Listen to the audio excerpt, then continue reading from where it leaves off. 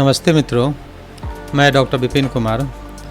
आज आपको पितृपक्ष, पितृदोष क्या होता है, इसका क्या प्रभाव होता है जीवन में, इसके बारे में कुछ बताने जा रहा हूँ। कुछ लोग पितृपक्ष को मनाते हैं, कुछ लोग इस पर विश्वास नहीं करते।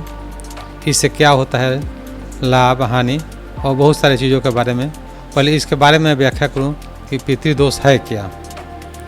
पितृ यानी पूर्वज, हमारे जो भी पूर्वज हैं जो गुजर चुके हैं उसे बहुत से लोग होते हैं। उनके पिताजी, दादे, उनके दादे, ये सभी पितर में आते हैं। पितर देव कहलाते हैं, यानी इनकी गणना देवताओं में की गई है। जैसे देवता की हम पूजा करते हैं, राम जी, हनुमान जी, गणेश जी, या बहुत सारे देवों की पूजा होती है। तो हम तो देव की तो पूजा कर लेते हैं, क्योंकि प्रतिदिन उठते हैं, हनुमान जी का दर्शन करते हैं, गणेश जी का दर्शन करते हैं, पूजा पाठ। लेकिन पितृ के बारे में बहुत कम लोग जानते हैं। आजकल आदमी बहुत व्यस्त हो गया है। सुबह उठता है आदमी, अपना पूजा पाठ किया, अपने काम में लग गया, शाम में आया, अपना सो गया, फिर सुबह उठा, पूजा पाठ किया। और इन सब करने के बावजूद भी आदमी को सफलता नहीं मिलती है, तरक्की नहीं होती है, उलझन रहती है, परेशानी रहती है, संस बरकत मिलता है, पैसा आता है, पैसा खर्च होता है, भिन्न भिन्न तरह की परेशानी, बीमारी, कष्ट लगा रहता है। बहुत से लोग कहते हैं कि क्या है, इतना पूजा पाठ करते हैं, अपना कर्म करते हैं, कर्म भी हम सही करते हैं, फिर भी जो है हम परेशान रहते हैं। बहुत से लोग मेरे पास आते हैं कि इतना कर्म करने के बावजूद हम परेशान क्यों रहते हैं। तो इसके जांच किए, पता चला इनको पितृदोष है। तो हमने पूछा कि आपके घर में कुल देवता की पूजा होती है? तो कुछ लोग बताते हैं हाँ पूजा होती है, कुछ लोग बताते हैं कुल देवता कैसे होते हैं। हमने कुल देवता अपने पूर्वजों से पूछिए, पिताजी होंगे, दादे होंगे, दादी होंगे, दादा होंगे, उनसे पूछिए कुल देवता में देवता की पूजा होती है कि नहीं होती है। क्योंकि बहुत सारे लोग जो है आजकल क्या करते हैं, यहाँ से कमाने दिल्ली चले गए और दिल्ली में जाकर बस गए।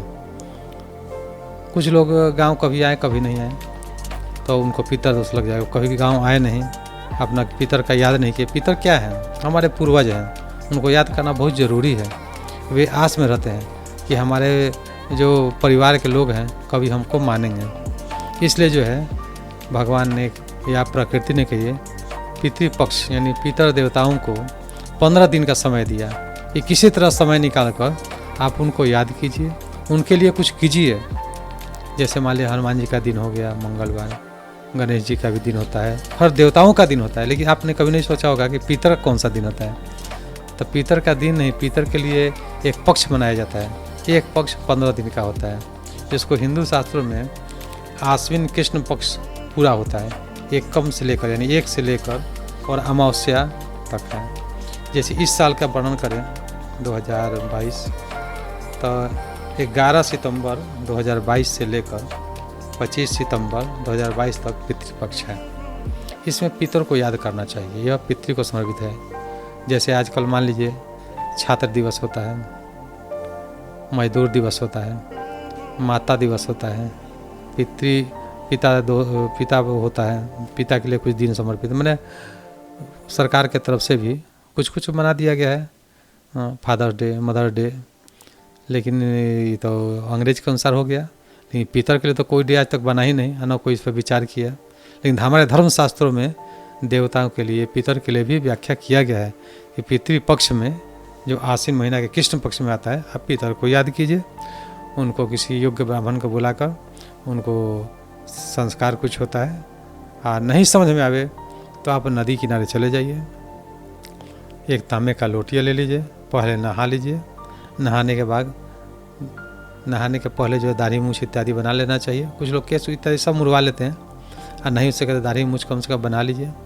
तांबे के लोटिया को साफ करके उसमें गंगाजल, काला तिल, जौ, उजला फूल और दक्षिण की तरफ मुँह करके पितर देव को ध्यान से याद कीजिए कि हे पितर देव, मैं आपको समर्पित कर रहा हूँ। और 15 दिन समर्पित कर सकते हैं, और नहीं तो पूछना पड़ता है कि इनके पितर जो हैं किस तिथि को क्या हुआ था, तो उसके अनुसार निकाल कर उस तिथि को ही होता है। अब मान लीजिए कोई वो भूलिए गया, नहीं याद है, कुछ नहीं याद है, तो या तो टोटल 15 दिन जल दे दीजिए, और नहीं तो लास्ट में जो है इस 2022 के लास्ट 25 सितंबर को लास्ट रविवार है, अमावस्या पर है, उस दिन अपने पितर को याद कर कम से कम 1 लोटा जल दे दीजिए और कुछ ब्राह्मणों को भोजन करा दीजिए। क्योंकि शास्त्रों में कुछ मान्यता है कि देवता भी और पितर भी ब्राह्मण के मुख से ही वो भोजन ग्रहण करते हैं, तो कुछ देव भोजन करा दीजिए। और यह भी याद रखिए, कुछ पशु पक्षियों को खिलाने से भी पितर देव खुश रहते हैं, जैसे कौआ, कुत्ता, चींटी, इन लोगों को कुछ कुछ खिलाते रहना चाहिए। पितृपक्ष में 15 दिन खिला दीजिए या कुछ दिन खिला दीजिए, इससे पितृदोष शांत हो जाते हैं।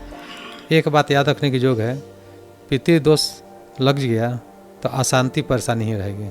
अब पितृदेव खुश होंगे तो तरक्की होगी, उलझन परेशानी दूर होगी, अचानक काम होते रहेगा, सुख शांति चैन से जीवन बीतेगा। और पितृ के नाराज होने पर कोई पूजा पाठ जल्दी काम नहीं करता है, अशांति परेशानी दिक्कत होती है। इसलिए मैं कहता हूँ कि कम से कम साल में 15 दिन पितृ के लिए आता है, तो उसमें एक तिथि अमावस्या के दिन अगर याद हो तो उस दिन जल दे दीजिए, और नहीं तो लास्ट में जो है जल देकर कुछ ब्राह्मणों को भोजन करा दीजिए। इतना करने से पितृदोष की शांति होती है। इस पर और वीडियो में बनाऊंगा कैसे क्या किया जाए। धन्यवाद।